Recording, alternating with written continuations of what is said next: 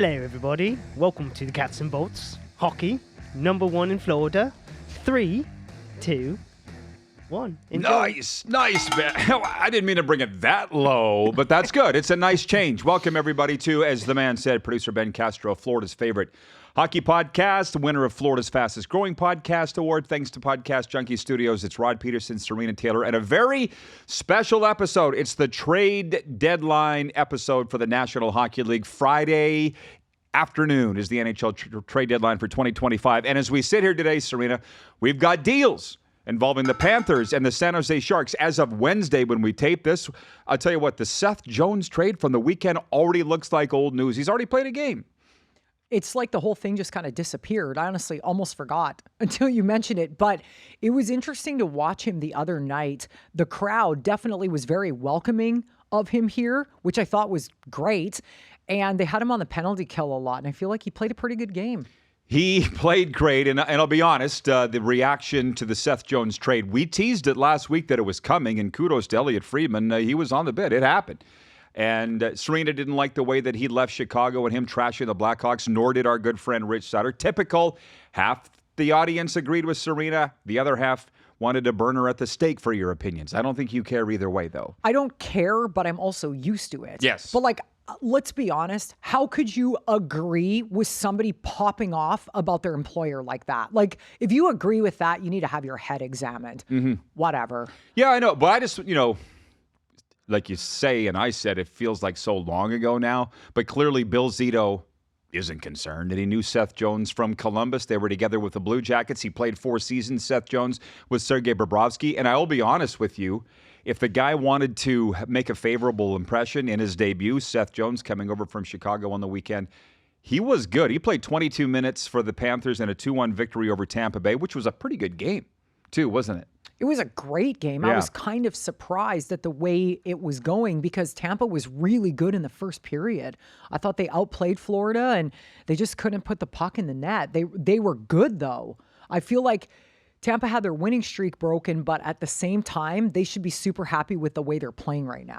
I put the call out to you, the wonderful viewers, because without you, there would be no show for us to do. And you gave me a list of questions. Sarina, I've got 10 really good ones from the viewers here. Yeah, so thank you for that. But everything is going to roll into the next. And we're going to get to the big Tampa Bay Lightning trade in a moment. But I want to just roll it back for a second. I got my phone open here, as does she, to stay current. Spencer Knight and a first-round pick in 2027 went to Chicago for Seth Jones. It left everybody here wondering who's the backup going to be to Bob. And it immediately looked like Chris Driedger. But it's not. On Wednesday, the Panthers acquired from San Jose goalie Vitek Vanacek, a 25-year-old who's coming to his 4th NHL team, and they're giving up forward Patrick Giles. Giles is 25. I'm not sure how old Vanacek is, but it doesn't matter. He's not going to play. Bob plays all the big games. But they have their backup. And with Spencer Knight gone, I was sad to see him go. I like the kid. I love his personal story, and I think that I think he was going to be the next one, Sarina, but clearly the Panthers had to give something up to get Seth Jones. That's where I think they're in an interesting situation. And what I thought was really bizarre was they sent him to a team that already has a really good starting goaltender in Chicago. So I guess it was kind of one of those things where maybe Bill Zito felt like he really didn't have a starting goaltender to trade, so he was going to have to trade him somewhere that he could be a solid backup. Because could Spencer Knight be a starting goaltender in the NHL? Probably at some point, but there's just been too much stuff going on, so he's just been a solid backup, which is fine. But he played well in Chicago the other night. I think he had 41 saves. I think that's going to be a good place for him, honestly. Chicago's a great environment in their rink, and I think it'll be good for him to get a change. There's been so many quotes floating around in various memes and so forth. I can't remember who said what, but one quote I saw about Spencer Knight is that he's got all the tools. He just now needs to get the toolbox together. So I believe he can be a number one goaltender in the National Hockey League. And we wish him well in Chicago because he's a great kid. Now to the Thunderbolt, the Tampa Bay Lightning. Sorry, Thunder. Here's their deal, getting things rolling. It's interesting because Elliot Friedman from Sportsnet, you all know who he is. He is the number one insider really in Canada. He's taken over from our guys Darren Dreger and Bob McKenzie, Sarina. But He said, I heard him on NHL radio saying, well, with Tampa Bay, you never really know. They might be in on somebody, but they might not be in on somebody. I'm like, oh, my God, why am I listening to this? Even though he nailed the Seth Jones trade, he didn't know what Tampa was going to do. Well, they did something. The Lightning and Seattle Kraken hooked up in a deal. Going from Tampa to Seattle, as you look at it, forward Michael Eyssimont, a first-round pick this year, a first-round pick next year, and a second-round pick. Sorry, a first-round pick next year, a first-round pick in 2027, and a second-round pick this year. I'm already confused. Going to Tampa, Yanni Gourde, and Oliver Bjorkstrand, and a 2026 fifth-round pick. My new glasses aren't working that great. It's small type, but you've got it in front of you too? Yeah. So here's the thing that's really interesting to me. Eyssimont for Tampa was a fourth-line guy. He was a good player, but he's a fourth-line guy. What I find interesting is Tampa does not like to use the word rebuild. They sent 2 first-round picks 2 years in a row and a second-round pick the other direction. So that leads me to believe they don't have anybody in their system that they're super jazzed about over the next 2 or 3 drafts. But it's interesting because they are going to need some good draft picks. They just gave up their second-round draft pick in this upcoming draft and the first-round pick in the next 2. So either they have a deal going where they're trying to work on getting a first-round pick from somebody else over the next couple of years, or they just don't really have a lot of people in mind that they really are looking to draft. There must be somebody this year, though, because they went for second round. Yeah, well, bottom line in all of this, okay, before we move on to the viewer questions, and actually what she is burning to talk about is Matthew Tkachuk. The time is now. Bill Zito's given up the future in goal for Seth Jones, which is exciting for Panthers fans. They want to go after a second consecutive Stanley Cup win. As for the Lightning, getting Yanni Gourde back, they had him before. They've won with him. So Julian Breezebaugh's going, the time's now for us too. We're in it. So that's exciting for both teams. When we came in here, Sarina said, I want to talk about Matthew Tkachuk going to long-term injured reserve. What do you want to talk about? I love this. I cannot wait to talk about this. Everybody roasted Kelly McCrimmon for doing the same thing to Mark Stone, to the point where Mark Stone is labeled as that guy. Guys, Bill Zito did exactly what he needed to do with Matthew Tkachuk in this time. If anybody is going to point fingers at loopholes, because everybody likes to blame Kelly McCrimmon for everything, are you going to start pointing fingers at Bill Zito now when you were talking shit about Kelly McCrimmon 2 years ago?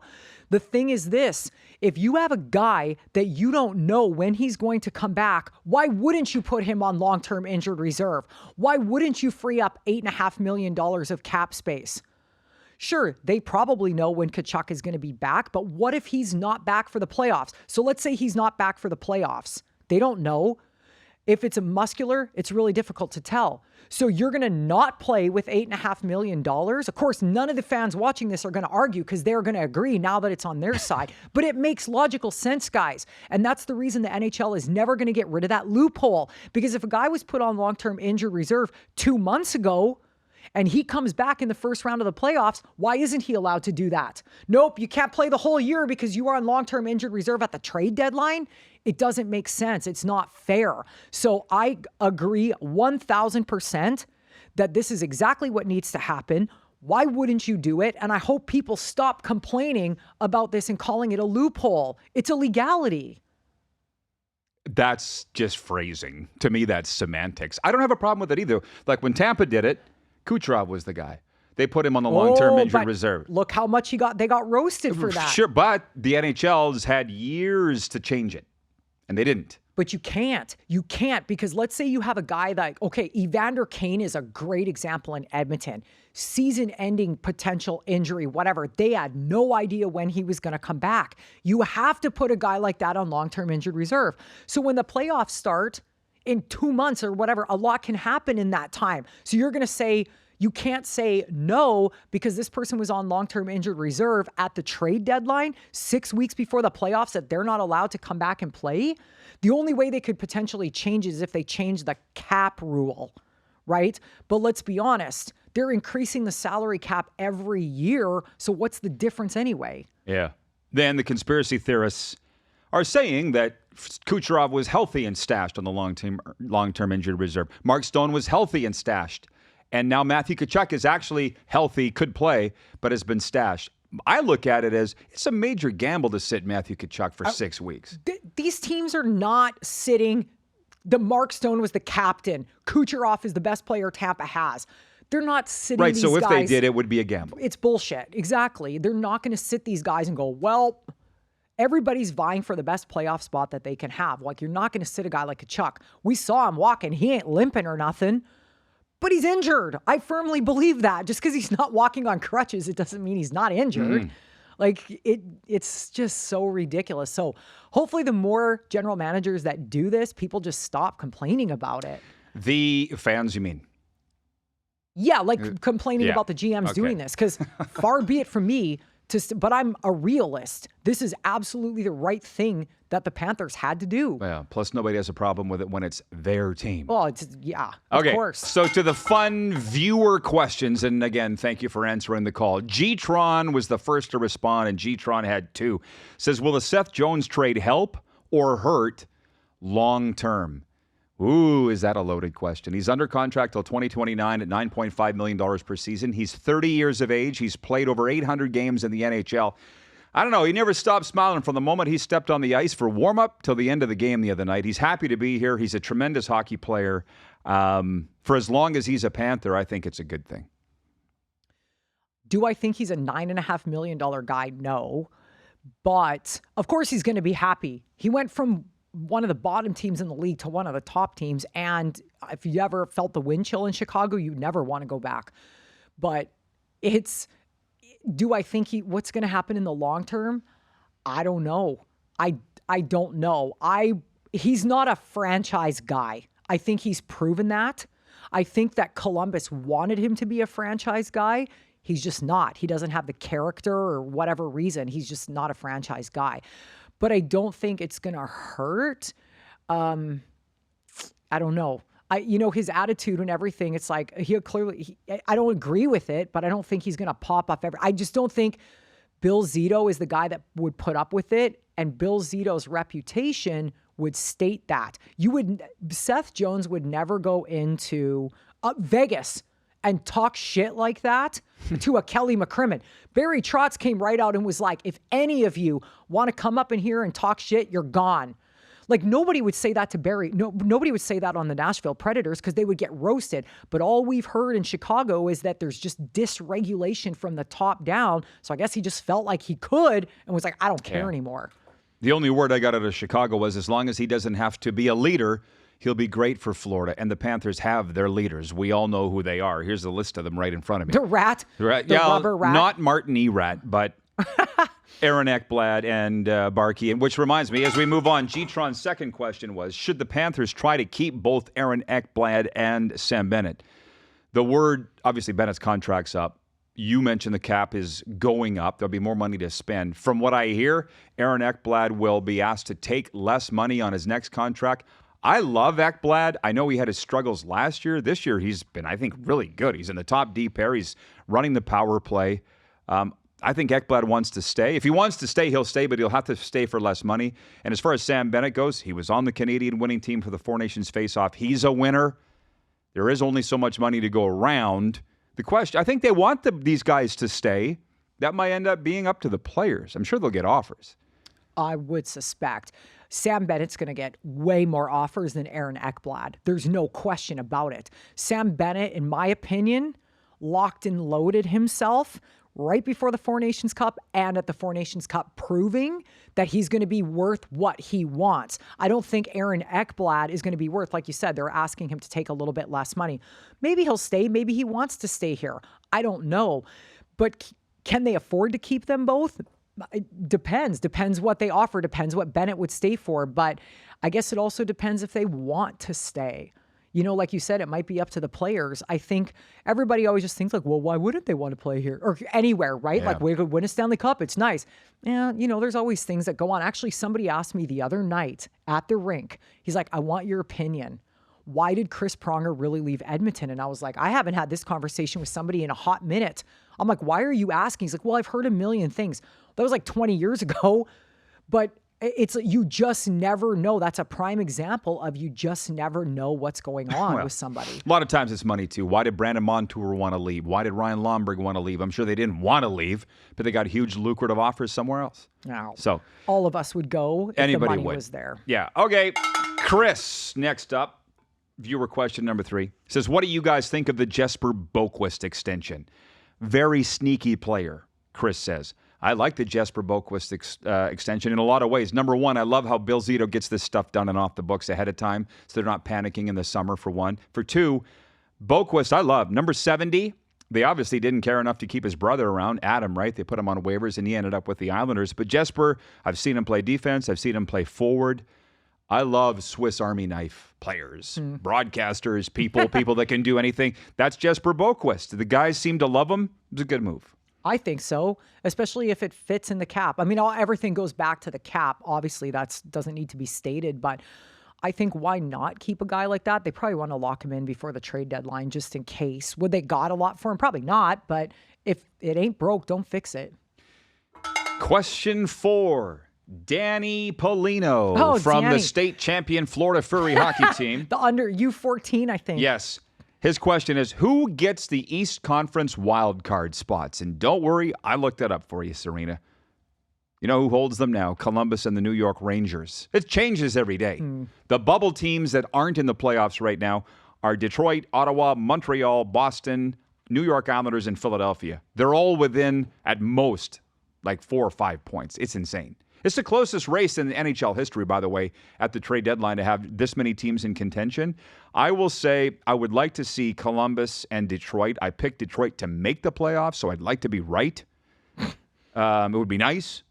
And I'd like to see the Rangers miss because I picked them to miss last year, and I'm usually 1 year ahead of time. You know that. So for me, I'll say Columbus and Detroit. That's what I'd like. To say who will, you know that's a fool's errand.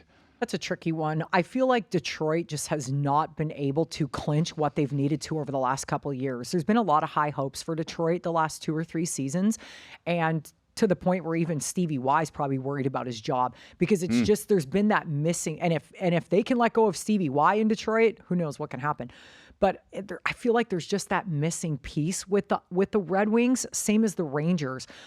I like Columbus. I've said this on the Rod Pedersen show. I like the Columbus Blue Jackets. They have a lot of talented hockey players. They're a great hockey team. I would really like to see them come into their own finally because I feel like they deserve it. There you go, Danny. Sorry, Columbus and Detroit. Same as me. No, I don't think Detroit. I forgot we had to pick a couple. Who you'd like, not who you think will. Oh, I thought he said who we think. Well, he said who gets the East wildcard spots. Well, I'll still say Columbus and Detroit. Because I don't see Ottawa and Montreal doing it. I think it's going to depend on something. A team like the Flyers might kind of squeak in. They have good management. They've got a good head coach that doesn't mess around. You never know. But again, it's way too close. I honestly have no idea. The NHL's got to be loving it. Leagues love parity in races like this and not teams out of it, with a lot of games left to play. Taz says, are we getting a proven backup goalie? And Jonah Gadjevich is awesome. Well, that comment came in before they acquired Vitek Vanacek from the San Jose Sharks. So they have their backup goalie. And as far as Jonah Gadjevich goes, the other day we were in the Panthers locker room after the game getting interviews, and Jonah talked about, that was the Calgary game, the 3-0 shutout over the Flames. And he was asked about Sergei Bobrovsky, and Jonah's quote was, "Oh my God, I love Bob." With the Regina, what? No, go. With the Regina Pats, we used to have an award at the end of the year called the Unsung Hero. I feel like Sergei Bobrovsky is the unsung hero. He's just so good, Not so that day. great. No, it was his 47th career shutout, but he's just so automatic back there. I wonder if people realize how good he is and how valuable he is. The reason I'm laughing is because we should have taken that bell that day. That poor guy had to have been sleeping in the second period. I mean, not to take away from what we're talking about. And if you think I'm giving Tkachuk props today, y'all going to want to turn your ears up for this one. The goaltender for the Calgary Flames put on a clinic. Ridiculous. In that game to the point that it needs to be recognized. They lost, and I felt bad for the goaltender for the Calgary Flames. I don't know if I'm going to get struck by lightning here or what the hell is happening. But when you watch a guy just make save after save and took away scoring saves are one thing. Bob made a couple saves, but there was a lot of pressure on him really throughout that game. Man, just the what's his name again? That Calgary Dan backup. Vladar. Unbelievable. I was just blown away by the fact that his team really wasn't doing much in front of him. They had already lost. They had already gotten shut out the game before on a 5-6 game road trip. I mean, these guys are flying from here to here to here. They had to go back to Philly, back to Dallas. I mean, they're all over the place. Those teams travel a lot in the West up there in Canada. And that guy just stood on his friggin' head. So not take anything away from Bob and what Gadjevich was saying, but I haven't seen a goaltending display like that in years. I haven't. It was very good. Well, you get used to Bob flailing around, making Hasek-like saves. That looked like Bob in the playoffs last year. I mean, they frickin' peppered him. They pounded him into next week. It's like watching Chicago play. Their goaltender keeps him in. What's his name? I can't think. I sound like my Chicago? dad. What's his name? Soderblom No, the other one. Mrazek? Yeah, Mrazek. Yeah. He stands Peter on his head for Chicago every single game. They'll get outshot 45-17, and it'll be a 3-2 game. Wow. And it's just, and Vladar did the same thing the other night. But Bob has a stronger team in front of him. Let's not forget. It's a different game. I agree. Absolutely, I agree. But the shots were at one time 28-7, I think. Do the math. 4-1. And I was sitting beside a pro scout in the press box, and he said to me, I came to scout Calgary's offense. They haven't got out of their own end for 2 periods. He goes, what did I come for? And the last thing I'll say is, remember a few weeks ago, the question came in, are the Panthers playing their best 10 out of 10? They weren't, because they didn't have to. When they want to, they do. And on Saturday, they did. They did. Defensively, that was the most solid game I've probably ever seen the Panthers play defensively. Right. Yes, Calgary was not aggressive in there. Calgary was just missing a step. They're really not as bad as they look. They were just missing a step, which is understandable. They're on the road. But yeah, and nobody put the puck in the net. I was going to say it was like Ben at the Delray Beach Yacht Club. Can't score. Got shut out 2 nights in a row. I'm sorry, Ben. You were the closest guy. Okay. Moving on. 0.6. You have anything to add to that, Ben? Or? No, I was just going to say it was a good show. It was a good show. Yeah, he controls the cameras. I should think about that a little better. 0.6. Zach in Calgary. We do have viewers all over North America. Zach says, I know it's a Panthers Lightning show, but what should the Flames do at the trade deadline? I'm sure you've spent a lot of time thinking about that, Sarina. First of all, thank you for writing in. 100%. Yes, this is a Panthers and Lightning podcast, but we like to talk about all hockey, as you guys know. I literally said the other night to somebody, I forget who it was, I'm like, I actually need the lineup for the Flames because I have no idea who plays on what line because I don't watch. And so what are they going to, I don't know. Zach, you watch my TV show every day.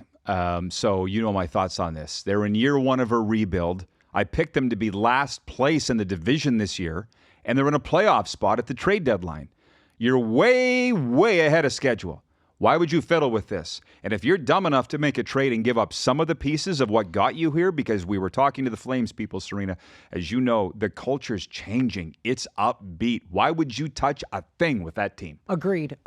Everybody jumped ship. Everybody wanted out. What's his name? Yeah. The defenseman. All of them. Yeah. Chris Tanev, Noah Hanifin, Zadorov. Yeah, all those guys wanted out. Tkachuk. If you really want to go back. Yeah, but that was a couple. Still, it's the same But just culture. like last year, it was like all these guys wanted to jump ship. And I can't even imagine what it would be like as we have friends that work for the team. What it would like, oh my God, here we go. And you know what?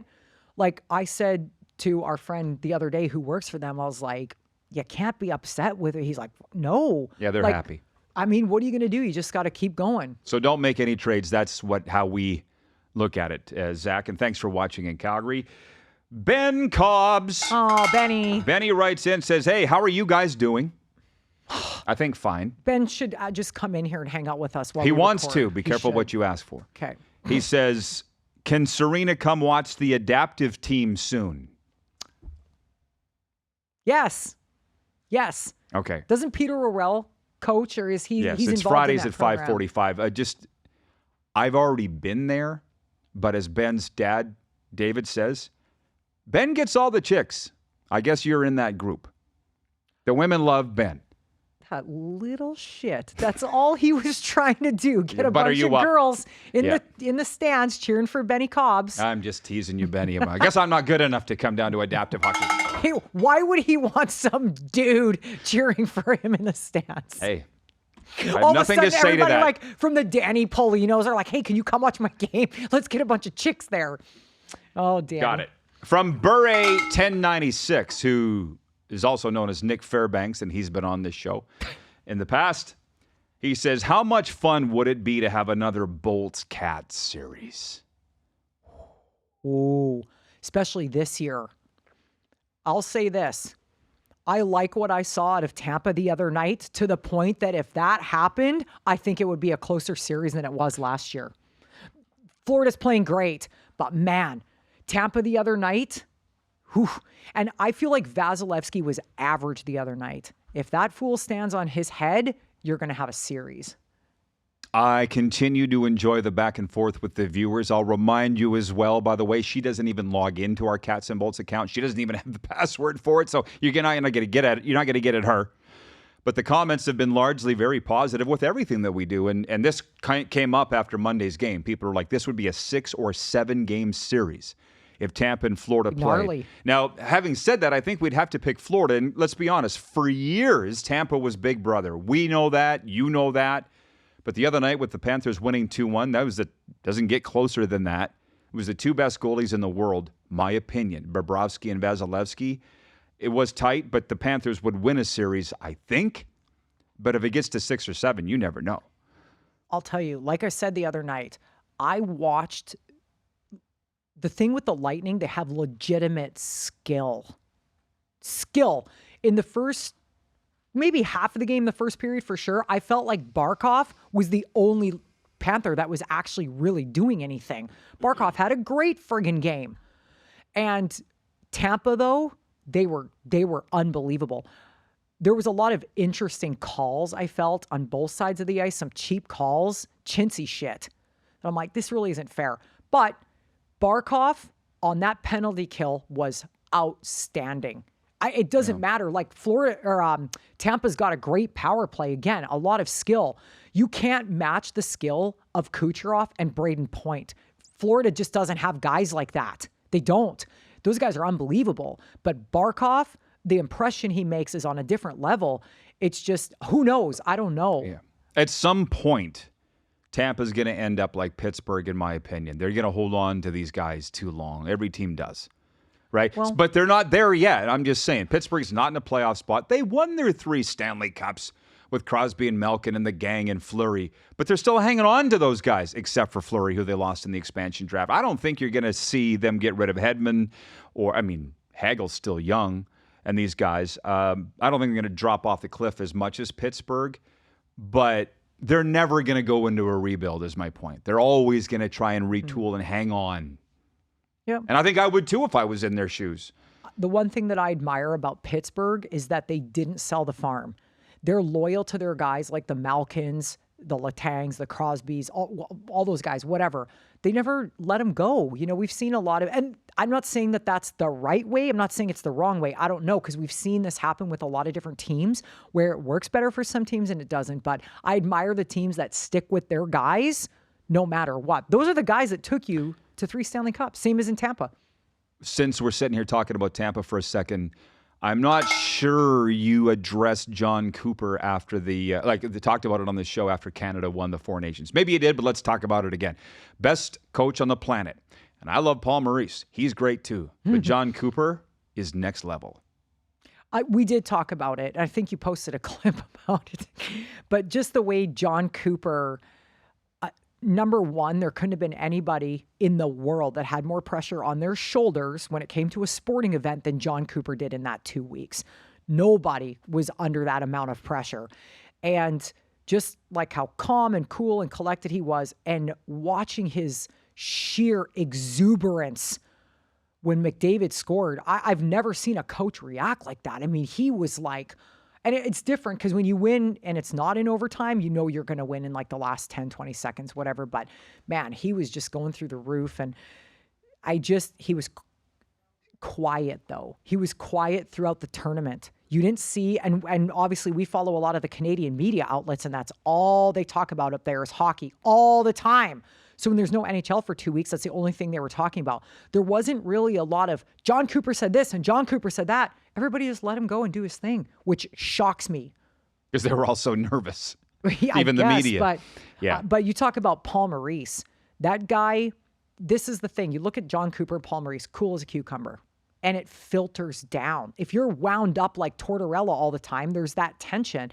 Paul Maurice the other day was talking about how many pairs of glasses he loses with us after the media scrum. 6 or 7. Yeah, it's like, lose some, get a new one. Lose some, get it. He treats us all like we're just friends. And it's just so refreshing to have those guys like that. There is a difference. You weren't around when he was in Winnipeg. I was next door in Saskatchewan. He wasn't the same guy. He was frenzied. He was stressed. He was, right? Here he is Jimmy Buffett of hockey. He's just relaxed and chill, and it's different. It's different. I was comparing somebody to him the other day. I was like, he pulled a Paul Maurice and just quit halfway. Oh, the Prime Minister of Canada just pulled a Paul Maurice and said, I'm out. I'm going to quit halfway through. Somewhat different circumstances, but I understand why. I mean, the pressure is just so different. And it wasn't going anywhere. And in the end, we saw who won that situation. Paul Maurice. Yeah, I mean, you got to do you. Couple last questions here. Kubich writes in and says, just love the show and what you guys do. Glad to have you as part of the community. Isn't it nice with so much crap flying around to hear that? Oh, man. It's so nice. And there's just a lot of the positivity out there is great. Obviously, not everybody's going to agree. People love to disagree with me. That's fine. That's why I pop off. Because if we both sat here and we're like, yeah, that's good for the Panthers. Yeah, that's good for the Lightning. It would be boring as hell. You could go read the Sun Sentinel and get that same shit, right? So we're here to give our opinions and whatever. Not everyone's going to agree, but at least when people are decent human beings, it's refreshing. You know, on my own content, on my social media, I pop off about stuff just to get reactions from people, and people are one side or the other, and that's fine. As long as you're a decent human being and you're not an asshole, we're all good. Yeah, and I'll tell you what, it's nice to get a thank you and say you're appreciated. So thank you, Kubich, and I'll say the same thing to you. Hope I'm saying that right. Lastly, Adrian from the Rainy Day podcast up in West Palm Beach. Adrian hosts that podcast with Palm Beach Frank. And Adrian says, what should Zito do next? And this was before they acquired Vitek Vanacek. I think he's done, but I have no idea.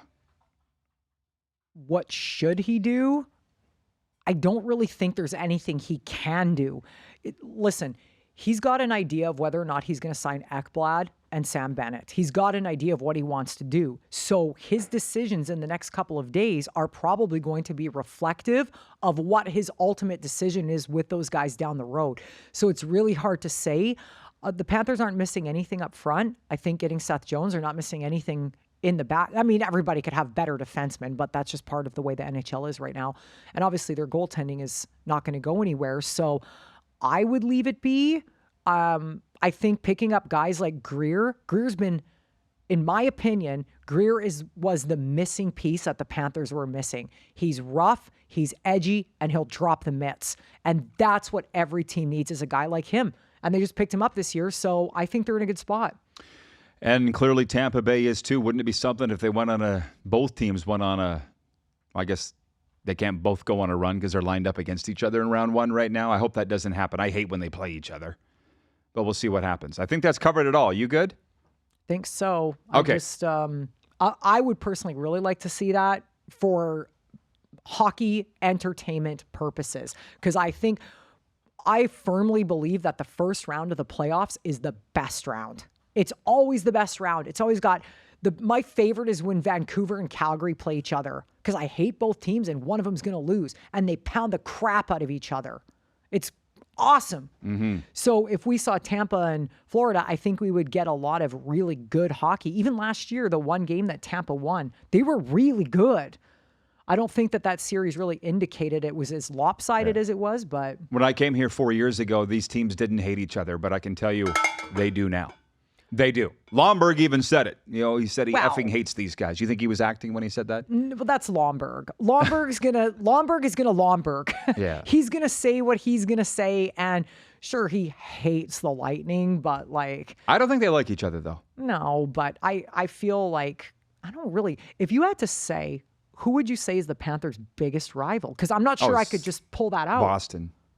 Yeah. But really, like, this year it hasn't been super heated. No, but they've met in the playoffs every year, Yeah. too. That's not going to happen this year. So if it's not Tampa, and let's not forget what happened at Christmas and the neon knee and everything. Yeah. Kucherov and Tkachuk. It's Tampa. And after that, it's Boston. All right, Ben, you want to show your face or are you scared? That didn't take long. I'm always here. Anything to add? No, another good show. Yeah, Ben, who do you think is going to play in the first? Who do you think is going to get in the East? Jesus. Ben, what do you do in your spare time? I play a lot of music. You know, I'm a musician, so a lot of the times I'm just playing music and, yeah. Producing podcasts. Producing podcasts, editing shows. That's kind of all. What instrument do you play? I play the drums. Perfect. Yeah. Bring him in here next time, and you can intro us with the drums. Oh, that would actually be That would pretty. be nice. That would Can you be pretty imagine? fun. All right, there you go. What a way to end it. Hi, Christian. We're trying to do a podcast here. I got We got him. See you next week here on Cats and Bolts. him. Oh, man, I'm gonna catch that one of these days.